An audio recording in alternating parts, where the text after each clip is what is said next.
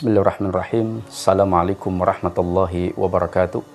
Alhamdulillah, alhamdulillahi rabbil alamin. Wassalatu wassalamu ala asyrafil anbiya'i wal mursalin wa ala alihi wa sahbihi ajmain. Amma ba'd.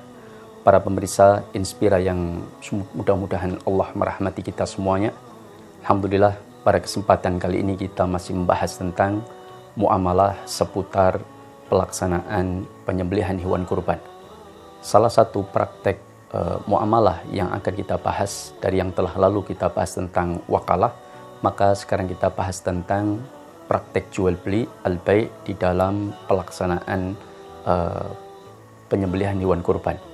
Nah, dalam pembelian atau praktek jual beli yang di sini kami pernah di lapangan itu mendapati satu praktek yang ternyata praktek itu dinyatakan oleh Rasulullah SAW itu sebagai praktek yang dilarang.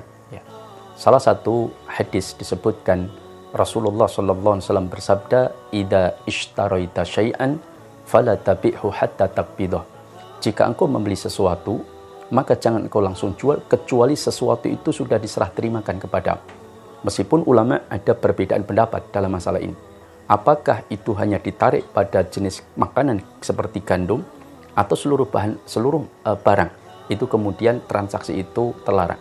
Tapi pendapat yang lebih rojeh, pendapat yang lebih kuat, dan ini pendapat mayoritas para ulama, bahwa barang apapun selama ketika kita membelinya dan belum diserah terimakan, maka tidak boleh untuk kita perjualbelikan.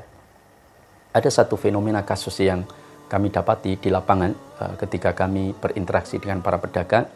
Itu ada pernah satu ketika saya berada di satu pedagang kurban, kemudian tiba-tiba datang orang membawa sekian juta uang, kemudian dia memilih beberapa ekor sapi.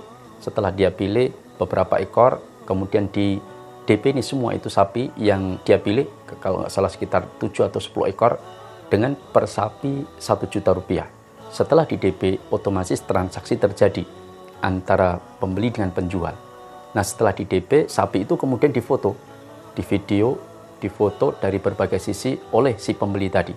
Nah, ternyata saya tanyakan kepada pedagang, kok difoto dan video? Kata dia, oh dia mau dijual lagi.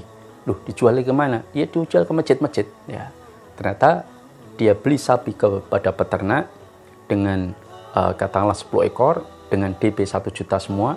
Tentunya sapi ini belum diserah terimakan. Nggak mungkin pedagang mau menyerahkan baru DP 1 juta rupiah. Nah, sapi masih ada di tangan penjual dan dia baru DP, lalu kemudian sapi difoto, lalu kemudian dijual ke masjid-masjid. Dia beli 21, ditawarkan ke masjid 23 atau 22,5 misalkan. Nah, dia hanya modal 10 juta dengan DP per sapi 1 juta, 10 ekor, dia ngambil untung 23 misalkan, dengan untung selisihnya 2 juta, maka kali 10 dia untung 20 juta. Nah, kenapa ini tidak boleh? Para ulama menjelaskan karena salah satu sebabnya dicoba untuk digali hikmah, kata para ulama, karena menjual belikan barang yang belum diserah terimakan itu sama saja dia mengambil keuntungan tanpa mau menerima resiko apapun.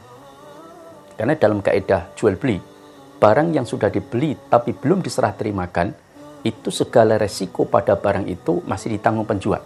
Kecuali kalau sudah diserah terimakan. Misalkan saya membeli seekor kambing, lalu saya bayar. Kambing itu diserahkan ke saya. Tapi kemudian saya titipkan ke seseorang atau saya titipkan lagi ke pedagang. Akadnya wadiah. Maka segala resiko pada kambing itu sudah berpindah ke saya. Tapi kalau saya beli itu kambing, belum diserah terimakan kepada saya, maka resiko pada kambing itu entah mati atau hilang atau apapun, itu resiko masih pada penjual. Karena barang itu belum diserah terimakan. Maka ketika dia mendp, kemudian menawarkan kepada orang lain itu cari untung, berarti dia cari untung tanpa mau menerima resiko dari barang, yaitu sapi yang dia beli. Justru kebalikan, andaikan belum lunas sekalipun atau bahkan belum bayar, misalkan saya saya datang ke seorang peternak, saya datang ke sana, Mas, saya pengen dagang sapi, tapi modal saya belum ada.